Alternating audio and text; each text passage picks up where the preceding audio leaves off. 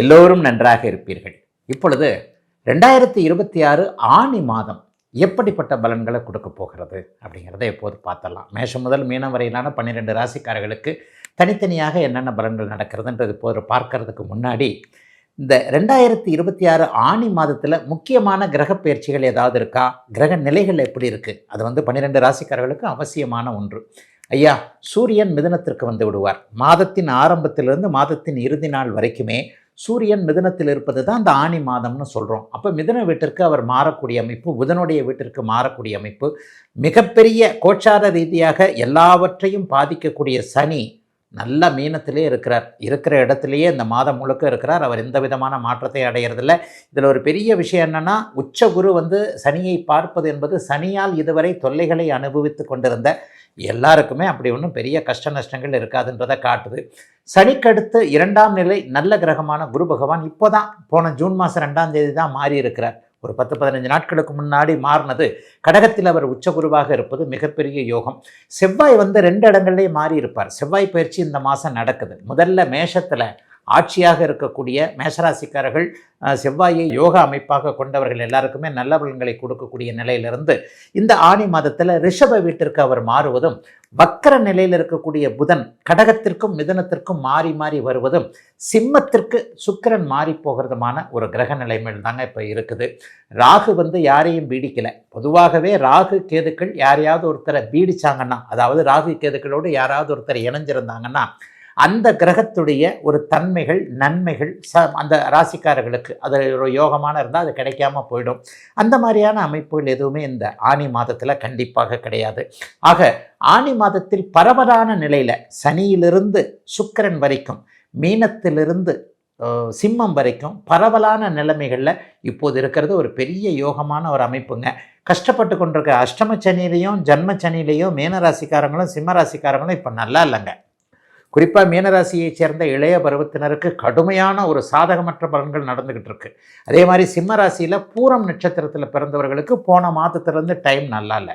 அதுக்கு முன்னாடி மக நட்சத்திரத்தில் பிறந்தவர்களுக்கு பெரிய ஒரு மாதிரியான இக்கட்டுன்னா என்னங்க, அவரவருடைய பிறந்த ஜாதக அமைப்பிற்கு ஏற்றார் போல் முன்னால் போனால் கடிக்குது, பின்னால் போனால் உதைக்குதுன்ற ஒரு நிலைமைகள் கண்டிப்பாக இருந்து வந்தன. அந்த நிலைமைகள் எல்லாம் இப்போது ஆனி மாதத்தில் ஓரளவிற்கு சனியை உச்சகுரு பார்க்கிற காரணத்தினால ஒரு கட்டுக்குள் இருக்கக்கூடிய அமைப்புகள் தாங்க நிச்சயமாக இருக்கிறது.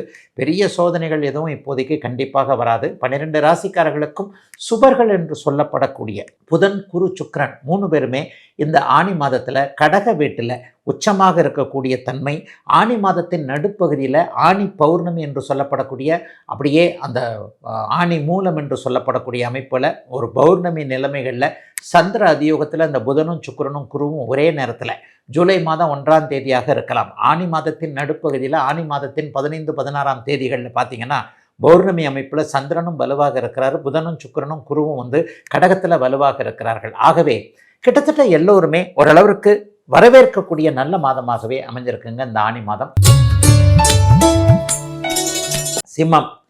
சிம்மராசிக்காரர்களுக்கு 12ஆம் இடத்துல 3 கிரகங்கள் கூடியிருக்கின்ற அதே நேரத்தில் உங்களுடைய ராசிநாதனாகிய சூரியன் 11ஆம் இடத்துல லாபஸ்தானத்தில் இருக்கிறார். சிம்மராசிக்காரர்களுக்கு ஒரு மாதமாக டைம் சரியில்லை. அதுலேயும் பூர நட்சத்திரக்காரர்களுக்கு ஏதாவது ஒரு பக்கம் ஒரு இடிப்பு தான் இருக்குது. மக நட்சத்திரக்காரர்களுக்கு கொஞ்சம் சமாளிக்கக்கூடிய அமைப்புகள் உண்டு. உண்மையில் 10ஆம் இடத்துல சூரியன் இருந்து இப்போது இந்த ஆனி மாதம் 11ஆம் இடத்திற்கு வருகிறார். 11ஆம் இடம் வெற்றியை கொடுக்கக்கூடிய இடம். சோர்ந்து கிடந்த மனதிற்கு ஒரு புத்துணர்ச்சியை கொடுக்கக்கூடிய, இதுவரைக்குமே ஒரு வாசல் வழி எல்லாம் அடைபட்டு போனதைப் போல ஒரு தயக்கத்தில் இருந்த சிம்மராசிக்காரர்களுக்கு அப்படியே எல்லாம் திறந்து விடப்படுகிறது என்கின்ற ஒரு உணர்வுகள் வரக்கூடிய அருமையான மாதமாக இந்த மாதம் இருக்குங்க. சூரியன் 3, 6, 10, 11ஆம் இடங்களில் 4 இடங்களில் தான் ஒரு வருஷத்துக்கு 4 மாதம் தான் நல்ல பலனை செய்வார் உங்கள் ராசிநாதன். இந்த மாதம் முழுவதும் 11ஆம் இடத்தில் இருக்கிறார். மிக குறிப்பாக 12ஆம் இடம் இப்போது கூடுதல் சுபத்துவத்தை அடைந்திருக்கின்ற காரணத்தினால் 3 சுபர்கள் இந்த மாதத்தில் 3 சுபர்கள் 12ஆம் இடத்துல ஒன்று கூடுகிறார்கள். என்ன நடக்கும்னு பார்த்தீங்கன்னா, வெளிநாடு வெளிமாநிலம்னு தூர இடங்களில் இருக்கக்கூடிய அனைவருக்குமே மிகப்பெரிய நல்ல மாற்றங்கள் ஏற்படக்கூடிய தன்மைகள் கண்டிப்பாக உண்டு. இருக்கின்ற இடங்களில் க்ரீன் கார்டு கேட்டவங்க, குடியுரிமை கேட்டவங்க, பெர்மனன்ட் சிட்டிசன் இதுக்கெல்லாம் அப்ளை பண்ணவங்களுக்கெல்லாம் நல்லவைகள் நடக்கும். தூர இடங்களில் குறிப்பாக கிழக்கு நாடுகள்னு சொல்லப்படக்கூடிய சிங்கப்பூர், மலேசியா, ஆஸ்திரேலியா போன்ற நாடுகளில் இருக்கக்கூடியவர்களுக்கு இருக்கின்ற நாடுகளிலேயே வேலை மாற்றம், தொழில் மாற்றம், தொழில் முன்னேற்றம் போன்றவைகள் கிடைக்கக்கூடிய தன்மை இப்போது கண்டிப்பாக அத்தனை சிம்மராசிக்காரர்களுக்கும் உண்டு. அட்டமத்து சனி இப்போது பாதிப்புகளிலிருந்து கொஞ்சம் அப்படியே விளக்கம் இருக்கும். ஏன்னா அட்டமத்து சனியை இப்போ உச்சகுரு பார்க்க போகிறார். என்ன இருந்தாலும் சனி தான், என்னதான் இருந்தாலும் வேதை அமைப்பிலையும் இருக்கிறார். என்ன கடகராசிக்காரர்கள், மிதனராசிக்காரர்கள் போன 4-5 வருடங்களாக பட்ட கஷ்டம் போல சிம்மராசிக்காரர்கள் படலை. மிகப்பெரிய கெடுதல்கள் இல்லை என்றாலும் கூட இப்போது சிம்மராசிக்காரர்களுக்கு கெடுதல்கள் நடந்து கொண்டிருக்கிறது அப்படிங்கிறது தான் உண்மை. அது ஆனி மாதத்தில் நீடிக்குமான்னு பார்த்தா எதையும் சமாளிக்கக்கூடிய அமைப்பில் இருக்கும். ஒருத்தர் அடிக்கிறாரு, நம்ம பொத்துன்னு கீழே விழுந்துடுறோமா அல்லது தாங்கிக்கிட்டு திருப்பி கையையாவது ஓங்குறோமா அப்படிங்கிறத பொறுத்து தான் நமக்கு நடக்கக்கூடிய கெடுதல்களுடைய அளவீடுகளை நம்ம புரிவோம். அடித்தாலும் கீழே விழுந்துடாத அமைப்பில் தான் இப்போது சிம்மராசி இருக்குது. கீழே விழாது, திருப்பி பார்த்து அடிக்கிற அளவுக்கு தகுதி இருக்கக்கூடிய அமைப்போல் இப்போது சிம்மராசிக்காரர்களுக்கு உண்டு.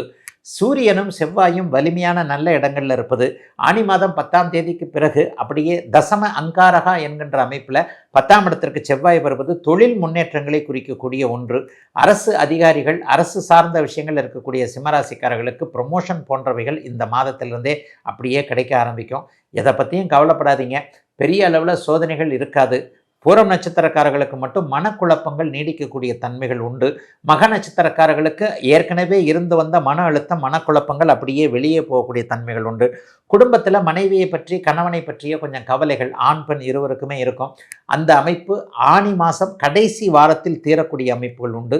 பெரிய அளவில் சோதனைகள் இல்லாமல் எதையும் சமாளிக்கக்கூடிய நல்ல மாதமாகவே அமைஞ்சிருக்குங்க.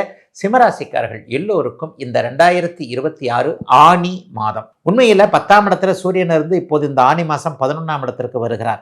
11ஆம் இடம் வெற்றியை கொடுக்கக்கூடிய இடம். சோர்ந்து கிடந்த மனதிற்கு ஒரு புத்துணர்ச்சியை கொடுக்கக்கூடிய, இதுவரைக்குமே ஒரு வாசல் வழி எல்லாம் அடைபட்டு போனதைப் போல ஒரு தயக்கத்தில் இருந்த சிம்மராசிக்காரர்களுக்கு அப்படியே எல்லாம் திறந்து விடப்படுகிறது என்கின்ற ஒரு உணர்வுகள் வரக்கூடிய அருமையான மாதமாக இந்த மாதம் இருக்குங்க. சூரியன் 3, 6, 10, 11ஆம் இடங்களில் 4 இடங்களில் தான் ஒரு வருஷத்துக்கு 4 மாதம் தான் நல்ல பலனை செய்வார் உங்கள் ராசிநாதன். இந்த மாதம் முழுவதும் 11ஆம் இடத்தில் இருக்கிறார். மிக குறிப்பாக 12ஆம் இடம் இப்போது கூடுதல் சுபத்துவத்தை அடைந்திருக்கின்ற காரணத்தினால் 3 சுவர்கள் இந்த மாதத்தில் 3 சுவர்கள் 12ஆம் இடத்துல ஒன்று கூடுகிறார்கள். என்ன நடக்கும்னு பார்த்தீங்கன்னா, வெளிநாடு வெளிமாநிலம்னு தூர இடங்களில் இருக்கக்கூடிய அனைவருக்குமே மிகப்பெரிய நல்ல மாற்றங்கள் ஏற்படக்கூடிய தன்மைகள் கண்டிப்பாக உண்டு. இருக்கின்ற இடங்களில் க்ரீன் கார்டு கேட்டவங்க, குடியுரிமை கேட்டவங்க, பெர்மனன்ட் சிட்டிசன் இதுக்கெல்லாம் அப்ளை பண்ணவங்களுக்கெல்லாம் நல்லவைகள் நடக்கும். தூர இடங்களில் குறிப்பாக கிழக்கு நாடுகள்னு சொல்லப்படக்கூடிய சிங்கப்பூர், மலேசியா, ஆஸ்திரேலியா போன்ற நாடுகளில் இருக்கக்கூடியவர்களுக்கு இருக்கின்ற நாடுகளிலேயே வேலை மாற்றம், தொழில் மாற்றம், தொழில் முன்னேற்றம் போன்றவைகள் கிடைக்கக்கூடிய தன்மை இப்போது கண்டிப்பாக அத்தனை சிம்மராசிக்காரர்களுக்கும் உண்டு. அட்டமத்து சனி இப்போது பாதிப்புகளிலிருந்து கொஞ்சம் அப்படியே விளக்கம் இருக்கும். ஏன்னா அட்டமத்து சனியை இப்போ உச்சகுரு பார்க்க போகிறார். என்ன இருந்தாலும் சனி தான், என்னதான் இருந்தாலும் வேதை அமைப்பிலையும் இருக்கிறார். என்ன கடகராசிக்காரர்கள், மிதனராசிக்காரர்கள் போன 4-5 வருடங்களாக பட்ட கஷ்டம் போல சிம்மராசிக்காரர்கள் படலை. மிகப்பெரிய கெடுதல்கள் இல்லை என்றாலும் கூட இப்போது சிம்மராசிக்காரர்களுக்கு